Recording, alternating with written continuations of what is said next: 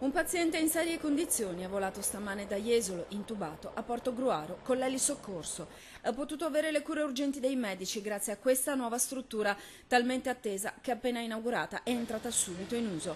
È la nuova elisuperficie di Portogruaro, a ridosso dell'ospedale San Tommaso dei Battuti. Servirà per i soccorsi del 118, ma potrà essere utilizzata anche dalle forze dell'ordine, per tutte le situazioni di urgenza e emergenza che si verificheranno nel portogruarese nella fascia costiera più orientale del litorale veneziano, dove ogni estate soggiornano milioni di turisti. La presenza degli elicotteri serve a garantire la sicurezza e l'emergenza dei cittadini, dei turisti in maniera ottimale. Un anello circolare giallo all'interno, una croce bianca, spicca il rosso della lettera H con la scritta Portogruaro rivolta verso l'atterraggio. Una superficie di 441 metri quadri, costo dell'opera 557.000 euro, lavori ultimati un mese e mezzo prima dei termini previsti da appalto. Brevissimi diventano ora anche i tempi di collegamento con gli ospedali hub, l'Angelo di Mestre, Padova, Treviso. È predisposta anche per il volo notturno, è fatta con le norme più moderne, diciamo così, in materia di sicurezza e anche di realizzazione.